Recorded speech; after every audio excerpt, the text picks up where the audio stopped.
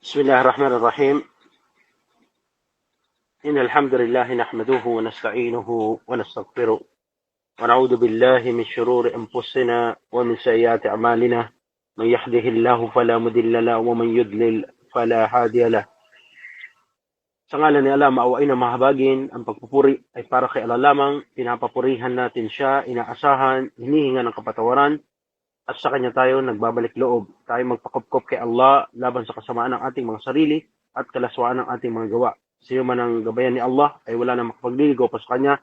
At sino man ang pabayaang maligaw ni Allah ay wala na makapaggagabay pa sa kanya. Next slide.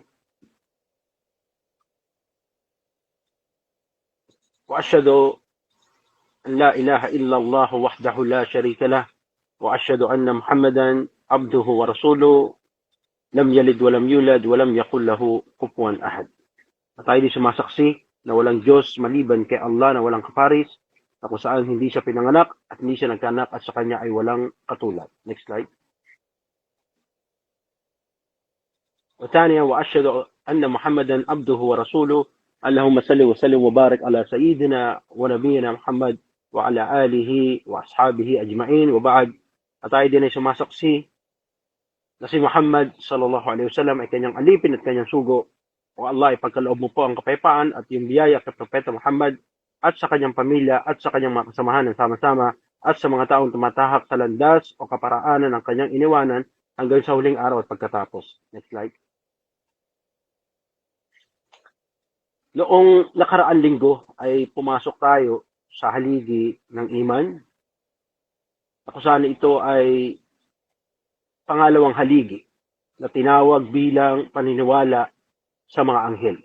Tinalakay din natin ang mga katanungan o issue patungkol dito. Sinabi natin na nakaraan na nilikha ni Allah subhanahu wa ta'ala ang mga anghel sa o mula sa liwanag. Sinabi ng mga ulama, khalaqallahu al-malaika min nur, al-insan khalaqa min tin, wa janna khalaqa min nari bila dukhan. Sabi ng mga scholar, katunayan na ang mga anghel ay nilalang o nilikha ni Allah mula sa liwanag, at ang mga tao naman ay mula sa alikabok, at ang mga engkanto ay mula sa apoy na walang usok. Ito ay nagmula, o fi dalilu, وقال النبي صلى الله عليه وسلم وقال الرسول صلى الله عليه وسلم خلقت ملائكة من نور وخلق الجن من مارج من نار وخلق آدم مما وصف لكم. Sinaysay ni Aisha, kalugdan nawa siya ni Allah, na sinabi ng mensahero ni Allah, nawa ang pagpapala ni Allah sumakanya at kapaypaan, nilikha ang mga anghel mula sa liwanag at nilikha ang mga engkanto o jin mula sa apoy na walang usok at nilikha si Adan kung paano ito ipinaalam sa inyo. So, inuulat ni Imam Muslim. At tinalakay din natin nakaraan na patungkol sa masailo issue kung kailan daw nilikha ang mga anghel. At pinaliwanag sa atin ng mga mupassirun na nagpapaliwanag sa paksahing ito, laysa lana ilmun ala wajhi at-tahdid biwaqt khalaqahum li'adad o warad an-nas fil aya o fi hadith ng Rasul sallallahu alaihi wasallam. Sabi ng mga nagpapaliwanag na wala silang sapat na kaalaman o impormasyon sa eksaktong panahon kung kailan nilikha ang mga anghel. Dahil hindi binanggit sa nas o sa revelasyon tulad ng Quran at Sunnah kung kailan ito nilikha. Ngunit binanggit ni Allah subhanahu wa ta'ala sa aya sa Quran, sa Surat Al-Baqarah, ang paglilinaw sa atin na ang mga anghel ay nilalang bago pa man likhain ng tao. Sa aya, wa fi dalilu, ang katibayan patungkol dito, nang sabihin ng Allah subhanahu wa ta'ala, ba'a'udhu billahi min syaitanir rajim, wa idh qala rabbuka lil malaika inni ja'ilu fil ardi khalifa. Qalu aj'al fiha min yufsidu fiha wa yusfiqa ad-dima' wa nahnu nusabbihu bihamdika wa nuqaddisu lak. Sinabi na lang katasasan bilang pagpapaalam sa atin ng sabihin ni Allah sa mga anghel.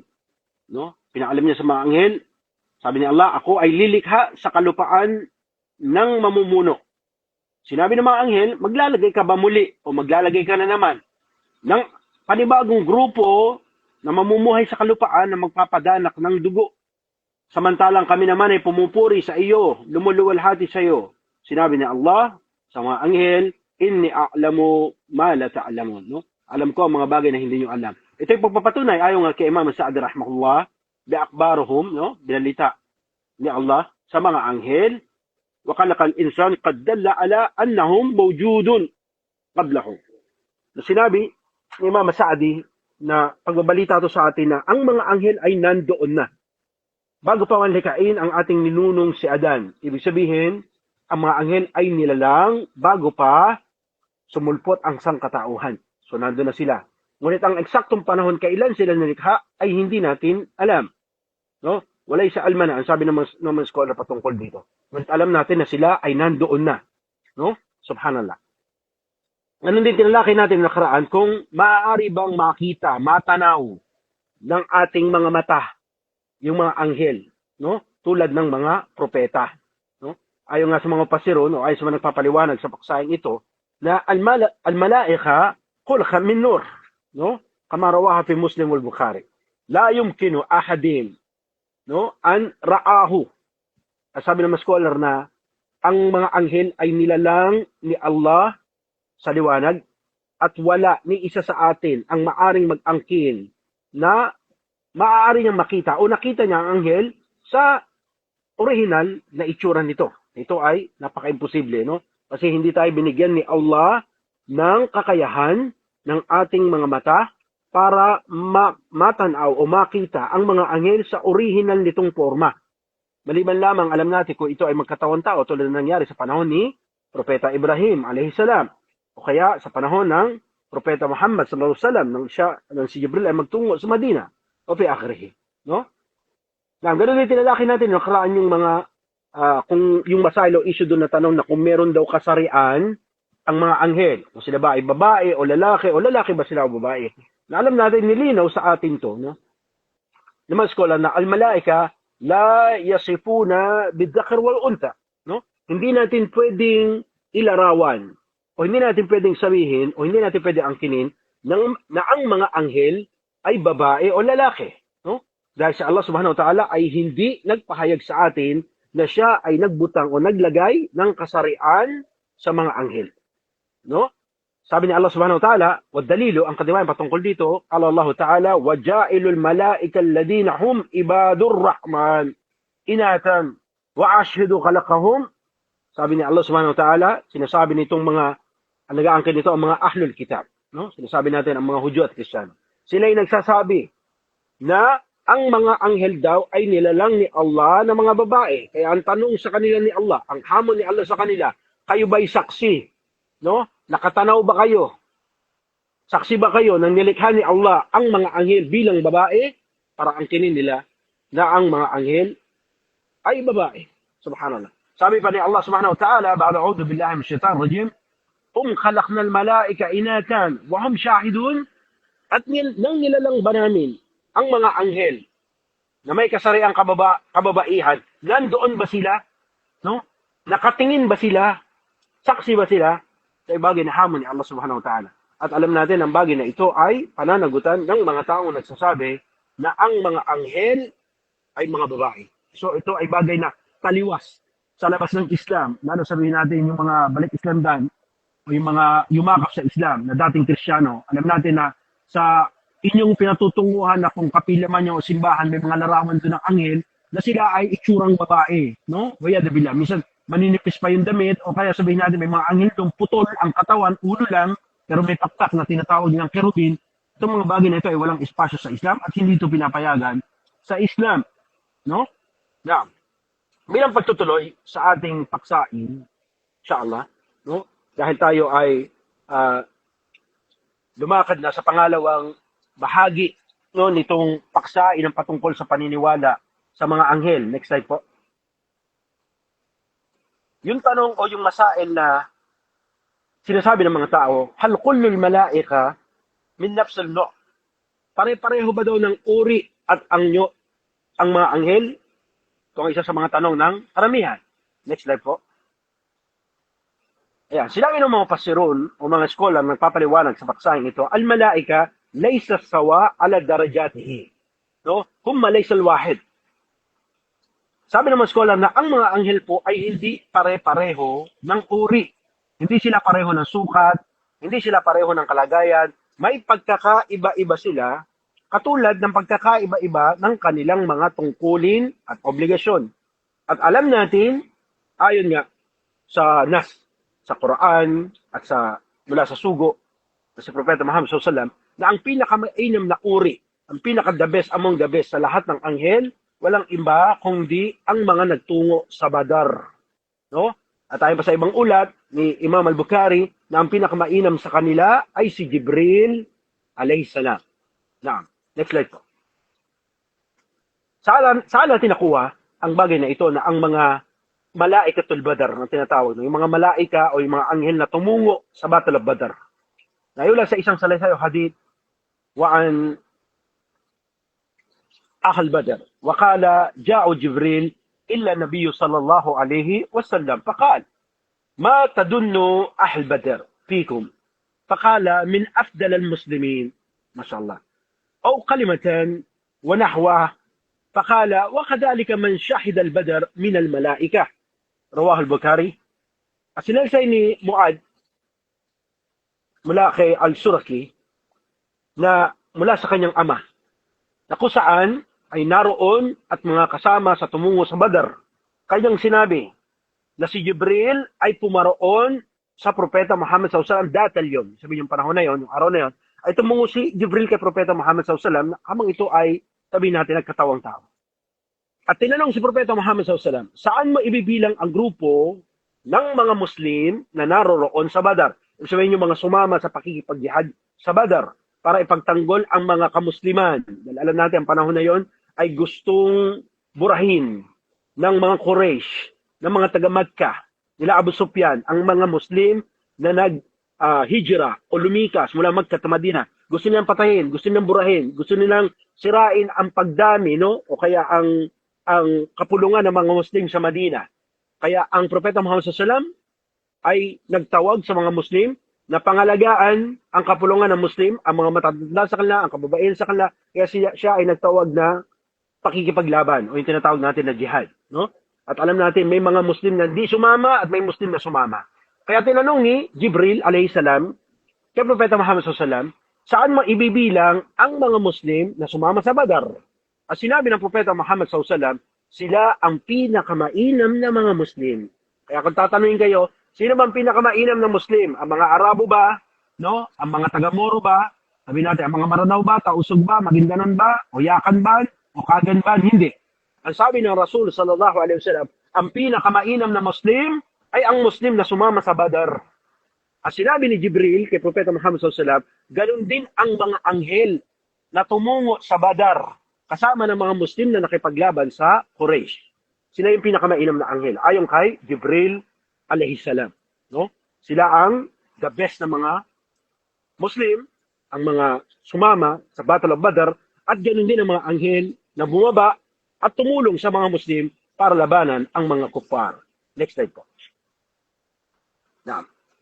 Sabi ba, yaqulu Allah Ta'ala fil mala'ikat an-nar, binanggit pa ng ayah o ng tanzil, la a'udhu billahi minash shaitanir rajim, ya ayyuhalladhina amanu قوا أنفسكم وأهليكم نارا وقودها الناس والحجارة عليها الملائكة غلاظ شداد لا يعصون الله ما أمرهم ويفعلون ما يأمرون. Sabi ni Alang Kadasatan, ito bakit natin Surat Tahrim, o kayong mga naniniwala, sagipin-an niya ninyo ang inyong mga sarili at ang inyong mga pamilya mula sa apoy na ang panggatong ay mga tao at mga bato. Magpapatunay na ang pangningas, no?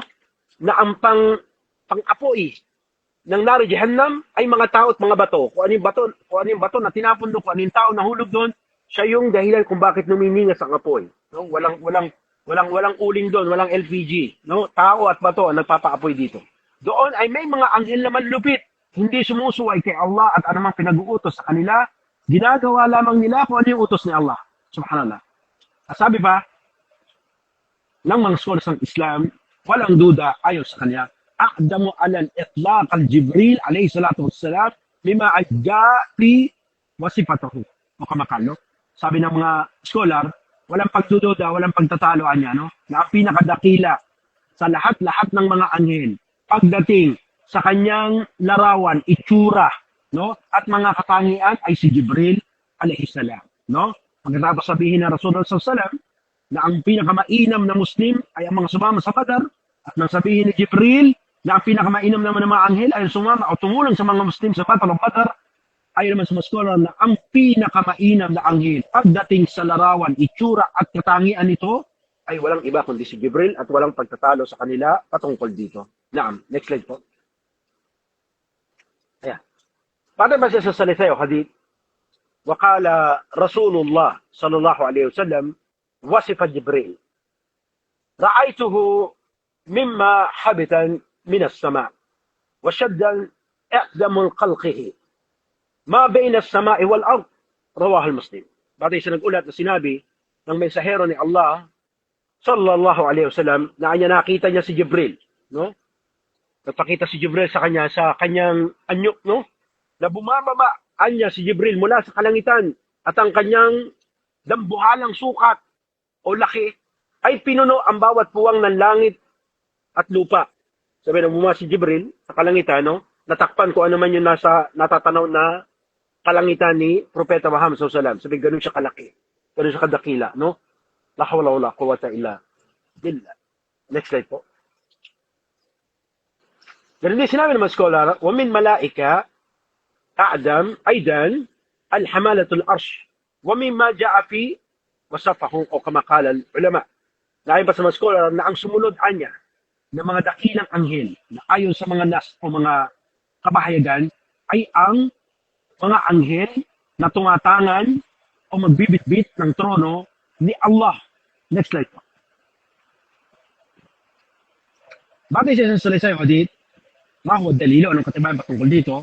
وقد جابر بن عبد الله أن النبي صلى الله عليه وسلم قال أذن لي أن أحدكم الملك من ملائكة الله من حملة العرش إنما بين شحمتي وأذنه إلا أتقيه مسيرة 700 عام وكما قال الرسول صلى الله عليه وسلم من سنن أبي داود في كتاب السنة. Sabi doon na isinalisin ni Jabir bin Abdullah kalagdanawa siya Allah na sinabi ng Propeta Muhammad sallallahu alaihi wasallam na siya ay pinahintulutan ni Allah. Binigyan siya ng go signal na ipahayag, ipaalam sa mga sahaba radhiyallahu anhum na para ikwento sa kanila ang isa pang mga dakila o uri ng anghel na dakila. At ito anya ay ang mga tumatangan ng trono ni Allah. Ang distansya anya ng pagitan ng kanyang tenga at balikat, distansya ng tenga at balikat ng anghel na ito ay katumbas ng paglalakbay na 700 taon. No, meron bang ulat naman na para siyang kung liliparin ng kalapati, ganun yung distansya. At ayon naman sa mga skola, ito yung pinakamabilis na ginagamit na paglalakbay ng kabayo, no? Kung aanihin yun, kung tatakbuhin yung distansya na yun, aabot siya ng 700 taong paglalakbay. Ganun kalalaki yung mga anghel, no? Sabi nga sa ayat, tamaniya, 8 anghel na to, na kung saan sila yung magbibit-bit ng trono ni Allah pagdating ng araw ng paghukom. E mana pa yung trono ni Allah subhanahu wa ta'ala? La hawla wala quwwata illa billah, no? Next slide. Yan. Yung tanong naman na masalo, issue dito na kung kumakain ba raw yung mga anghel, no? Kasi merong mga ulat, lalo na yung mga dating ahlul kitab sa atin, na yumakap sa Islam, tinuturo kasi yon sa doktrina ng sangka-Kristyanuhan, no? Na ang mga anghel, ayon sa kanila, kung sila ay nasa original na kanilang estado, hindi sila kumakain. Ngunit kung sila daw ay padala ng Diyos sa lupa, tulad nga din ng paghahambing nila sa pangyayari ni Ibrahim, kumakain daw sila. Ano ba ang pananaw ng Islam patungkol dito? Sila ba'y kumakain? No? Next slide po. Ayon sa mga mufassirun, mga skola nagpapaliwanag sa baksang ito, وهم خلقا لا يأكلون ولا يشربون وإن تمعهم التسبيح وتحليل. Sinabi ng mga scholar na ang mga anghel ay sadyang nilalang ni Allah na hindi kumakain at hindi din gumagamit ng kasilyas. Ibig sabihin, hindi sila umiihi, hindi sila umiebak, no? Tulad ng ginagawa ng mga tao. Ang kanilang pagkain, ang pagkain ng mga anghel, ay ang tasbih at tahlil. Ano yung tasbih? Yung papuri kay Allah. Alhamdulillah. No? Yung tahlil, la ilaha illallah. Yan ang kanilang pagkain. Ayon sa mga mufassirun. Next slide po. Yan. Saan natin nakuha? Ma huwa dalilu? Ang sinabi ni Allah subhanahu wa ta'ala, ba'da a'udhu billahi minash shaitanir rajim, yusabbihuna al-layla wan-nahar wa la yuftarun. Sabi nga ni Allah subhanahu wa ta'ala, pumupuri ang kanyang mga anghel sa kanya. Araw at gabi, walang sawa. Sila ay walang kapaguran. No? Subhanallah. Ayon sa mga scholar, ito ang kanilang pagkain. No? Yung tasbih o tahlil, yung pagpuri kay Allah subhanahu wa ta'ala, ito ang kanilang pagkain. Hindi sila kumakain, hindi sila umiinom, na tulad ng mga tao. Next slide po. Sabi pa ng mga scholars ng Islam, ng isa pa sa mga katibayan patungkol dito, ay sa kasaysayan, wahada at batahu fil waqt al-Ibrahim alayhi salam. Wa indama huwa ziyur bil malaika ala baytihi. Nasabi ng mga scholars ng Islam, ng mga mu'arrikin, patungkol dito, no, sa Qasasul Anbiya o the stories of the prophet, patungkol kay Propeta Ibrahim. No? Alam natin na mayroong dumalaw na mga anghel na nagsidalaw kay Ibrahim. Pagkatapos pumunta to sa kanyang tahanan. No? Sabi doon, dali-dali siya pumunta sa likod, nagsabihan niya si Sarah, magluto, naghanda sila ng roasted beef o inihaw na baka. Nang ito ay inihatag sa mesa, hindi man lang ginalaw ng mga anghel. Sabi, hindi sila kumain. No? At ito ay binanggit sa ayah, sa Quran. Next slide po. Now, dito binanggit, وَقَالَ اللَّهُ تَعَالَى وَفَرْغَ إِلَى أَهْلِهِ فَجَاءَ عِجْلٍ سَمِينٍ فَأَقْرَبَهُ إِلَيْهِمْ فَقَالَ لَا تَأْكُلُونَ فَأَوْجَزَ مِنْهُمْ وَخَفِيَّةً فَقَالُوا لَا تَخَفْ وَبَشِّرْهُ بِغُلَامٍ أَلِيمٍ. Sabi ni Allah subhanahu wa ta'ala sa ayin na ito, nang pinaalam sa atin ng dumalaw itong mga anghel na to sa tahanan ni Ibrahim. Sabi ng aya na siya, ibig sabihin si Ibrahim, ay nagmadaling tumungo sa kanilang kusina at naglabas ng karneng inihaw at inihain ito sa kanila. At ang kanya sabihin sa kanila, hindi nyo ba hihipuin yung pagkain o hindi nyo ba kakainin? At siya ay nakumbinsi, sabi doon natakot, no? Sabi doon sa aya, Yaqafu, no? Natakot si Ibrahim. Bakit? Kasi hindi sila kumakain. No? Sa atin, ang unang impression natin dito, baka hindi nila gusto yung pagkain na ating hinatag, no? Pero dito na tuklasan ni Ibrahim na ito'y hindi mga tao. Hanggang sa magsalita, itong dalawang anghel na to na dumalaw sa kanya at sinabi niya, no, Ibrahim, huwag kang matakot, no, dahil sila ay sinugo ni Allah, no? At siya ay bibigyang balita na siya ay magkakaroon ng isang anak na lalaki na may taglay na katalinuhan, no? Subhanallah. Ito'y pagpapatunay na ang mga anghel talaga ay la ya'kulun wa la yashrabun. Hindi sila kumakain at di umiinom. Isa pang dalil patungkol dito, next slide po. Slide 17. Yes. Yan o. Naam. قال الله تعالى على دليله بعد أعوذ بالله من الشيطان الرجيم فلما رأى أيديهم ولا تصل إليهم نخرعهم أو أجز منهم وقفيتا فقالوا لا تخف إنا أرسلنا إلى قوم لوط. No, ito na may isa sa pangyayari din. Sasabi doon ng sinabi ni Allah subhanahu wa ta'ala, pagbabalita sa atin ng pagbisita ng mga anghel muli kay Ibrahim alayhis salam. Sabi doon na makita ni Ibrahim na ang mga kamay nila hindi gumalaw para hipuin ang pagkain na nakahatag sa mesa. No? Siya ay natakot. At sinabi ng mga anghel, huwag kang matakot kasi kami ay pinadala para sa nasyon ni Lot. Alam natin yung storya ng Sodoma at Gomora. No? Yung tinatawag natin na Qaumul Lot o yung nasyon ni Propeta Lot. Na kung saan sabi natin, ang lalaki sa lalaki nagsisiping, ang babae sa babae nagsisiping. At dahil dito pinadala ni Allah ang dalawang anghel na to para sila ay lupigin, para sila ay puksain. No? Alam natin, umulan ng asupre sa lugar. Ang sabi nga sa tafsir ni Ibn Kathir, na itinaob, no, ni Jibril itong nasyon na ito. Kaya ito ay went under the sea. Subhanallah. No? Next slide po. Ayan. Yung tanong, sabi natin, hindi sila kumakain, di umiinom. Ang tanong, sila ba'y napapagod? No? Nakakaramdam ba ng kapoy o pagod ang mga anghel? Tulad ng mga tao. No? Next slide po. Naam. Sabi natin, sabak al-ulama al-Islam, al-malaika la tuzawwaj, no? Wala tahas. O la ta'ab. O kama kalulama, no? Sabi ng mga scholar na ang mga anghel po ay hindi nag-aasawa, no? Wala silang kapareha. Kaya nga ito ay haram sa atin na bigyan sila ng kasarian, babae o lalaki, no? At di sila nakakaramdam ng kapaguran, di sila nakakapoy, no? At sila ay patuloy at patuloy na umaalala lamang kay Allah, no? Kasi sila ay they were created, no? Nilalang sila ni Allah para pumuri, sumamba kay Allah. So ito yung kanilang role, no? Kaya sila ay hindi napapagod, hindi sila nananawa sa pagpuri at pag-alala kay Allah. Next slide.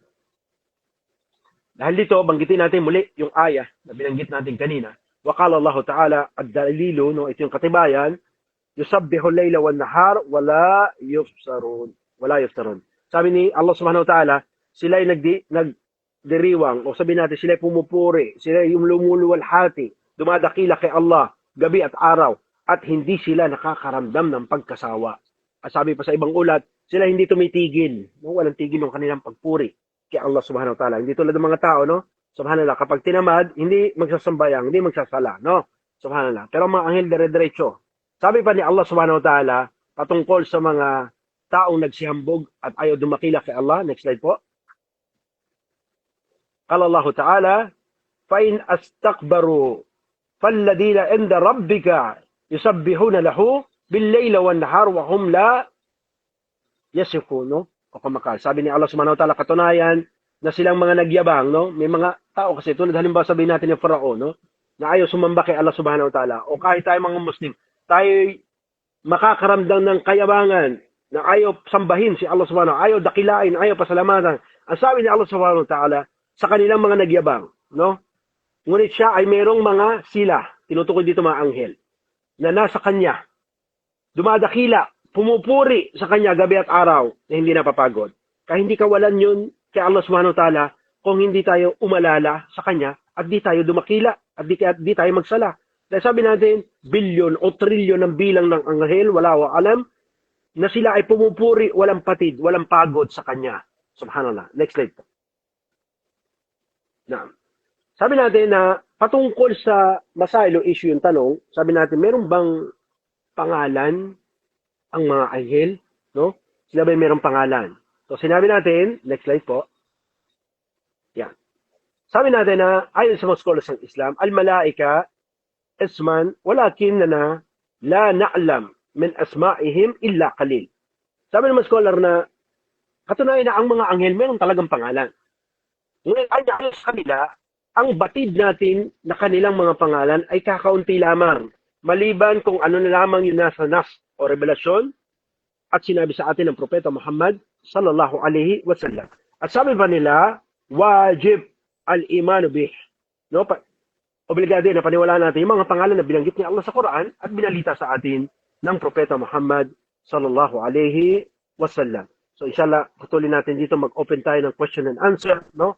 Para alam natin na marami tayong naiwan na paksahin at medyo matagal-tagal tayong tumigil. Sariwain natin at pagsaluhan yung mga katanungan yung nais tanong, inshallah. Sige po. Mga kapatid. Assalamualaikum Ustads. Waalaikumsalam warahmatullahi wabarakatuh. May tanong lang ako Ustads. Sige po. Pwede ko bang malaman kung anong araw bang maganda na sa ating pagkasyahid ba pagmamatay ang tao? Anong magandang araw ang pagkamatay na magandang araw ba? Pwede po bang malaman? Press, ito'y hindi konektado sa ating paksain. Ayos lang ba ito? Opo, oo. Kasi tayo pinaiwasan para hindi tayo malayo sa ating paksain. Focus tayo sa ating subject matter. Sige po. Okay. So, Ustads, hindi pwede malaman, Ustads? Hindi namang pwedeng malaman, pero nais natin mag-focus tayo sa ating paksain dahil ito ating pinaksa. No, para tayo matuto at lalo tayo makinabang sa paksain ito. Ayaw nating maging cocktail yung ating paksa, no? Ang paksain na yan ay may kinalaman to sa fiqh, yes. At ang ating paksain ay akida, no? So ayaw natin halu-haluin ba para meron tayong mas lalong lumalim yung ating pag-unawa sa ating paksain, no? Hindi siya masamang malaman. Pero sabihin natin, ito ay wala sa lugar at panahon na dapat nating itanong. Jazakumullahu khairan. Res, magtanong kayo related do sa ating paksa, sa anghel. Assalamualaikum po, Ustad. Alaikum salam wa rahmatullahi wa barakatuh. Dati po kasi may nag-lecture din sa amin na mga na Ustad na totoo po ba yun na yung may anghel, di ko lang ma-recall kung si Anghel Gabriel o si Anghel Israfil, na sinabi niya na pag samasamahin man daw yung tubig sa dagat, ilagay sa tuktok ng anghel na yun, na hindi ko maalala, ay hindi daw tatapon. Totoo po ba yun? At yung mundo daw, yung buong mundo, ilagay sa ilong niya, ay kakasya. Doon naman sa isang anghel. Hindi ko lang maalala kung ano yun. Totoo po ba yun? Sa susunod, kapag merong nagkwento sa inyo, o nagtalakay sa inyong gantong paksain, ay mas inam na tanungin natin sa kanila kung saang rawi ng hadith yun nakuha o kung saang aklat nila nakuha. O kung sabihin na ito ay kiniwento na isang syekh, tanungin natin. No? Kasi tayo'y pinaiiwasan, lalo pagdating sa akida, na maupo at makinig sa mga tagapagturo na ahlul dalal. No? Kasi merong mga pumapaksa ng paksain dahil nais nilang i-impress yung kanilang mga tagapakinig. Nagkukwento sila ng mga bagay na wala namang pinagkunan sa Quran at Sunnah. Ito ang ating pagkaiwasan, no? Meron tinatawag na mga ahlul mukallamun o mukallamin, no? Meron mga grupo ng tao na mahilig lang magkwento, pero yung kwento walang pinaghugutan, no? Kaya pag-iwasan natin. Kung halimbawa, sisiyasatin natin at ating bubulay-bulayin, in reality naman, talaga namang hindi kayang sakupin ang original na sukat at laki ni Jibril doon lamang sa dagat. Kasi ang dagat, sabi natin, nakakulong lang siya sa mundo. At ang tubig, sabi natin, ay 1/3 lamang ng mundo.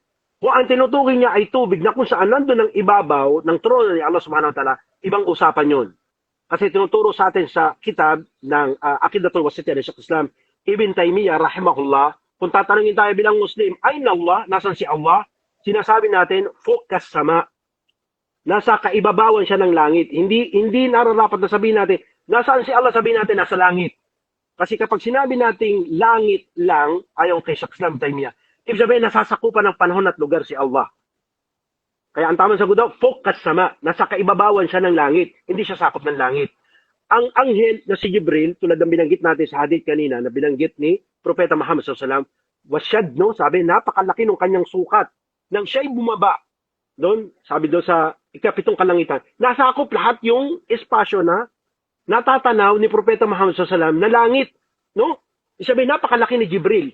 Ano ba ang kumpara ng mundo sa kalangitan? Sabi natin, meron tayong tinatawag na Milky Way and galaxies. At ayon nga sa NASA, no? Taon-taon, dinidevelop nila yung telescope nila para matanaw nila kung ano yung dulo ng langit. At inaamin nila sa pagpapalakas nila ng teleskopyo nila, mas lalo nilang natututunan na walang lagot, walang patid, walang hangganan ng langit.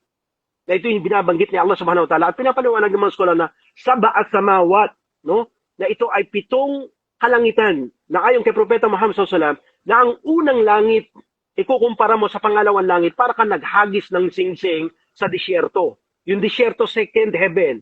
Yung singsing na inahagis mo sa buhangin, para siyang first heaven. At ang comparison ng third heaven sa second heaven, para ka muling nagtapo ng singsing sa disyerto. Kaya palaki, palawak ng palawak. At si Jibril lang bumaba, no? Sabi natin, ito ay umaangat at kumukuha ng kautusan kay Allah subhanahu. Nang bumaba ito, nagpakita kay Propeta Muhammad SAW, at natakpan lahat yung tinatawag natin na bahagi ng kalawakan. Mano pa kung tubig lang ang ilagay mo? No? Pero kung saang rawin nakuha yun na ilagay sa ilong, tanungin natin, kung sila'y magturo muli sa atin, tanungin saan bang aklat siya nakita, sino bang syekh nagsabi, para hindi tayo maligaw at huwag tayo mapabilang sa mga ahlul mukallamun. No? Yung sabihin natin sa salitang kali, puro lang satsat pero walang pinaghugutan. No? Sorry to say na ko. No? Jazakallahu khairan. O, yeah po. Alhamdulillah po kasi tayo naman sa lexic nga po ng kaalaman, Opo, kaya yes, hindi natin dinadagdag yung mga kailangan may katibayan muna sa may ibang mga Yes, po. scholar din para Barakallahu i-share natin Opo. inshallah. Yes, So, yes. Assalamualaikum po. Syukran wa. Alaikum salam. Apon po, apon. All the time. Sino pong gusto magtanong?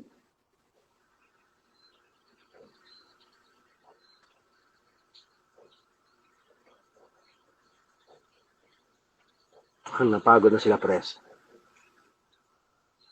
Alhamdulillah. Kapatid, kung Sige po. ano po, follow-up question or kung wala na po, Ustad, inshallah kayo na po magsara ng ating klase. Okay. Para doon sa tinatanong ng kapatid kanina na patungkol doon sa yung shahid, no? O sinabi naman ng Propeta Muhammad SAW na hindi lamang yung shahid ay nasa, sabi natin, nasa dulo ng pakikipagdigma, no? Subhanallah. Ito ay maraming uri na yung nadaganan ng bato, nalunod, no? Pero again, hindi ito ang ating paksain.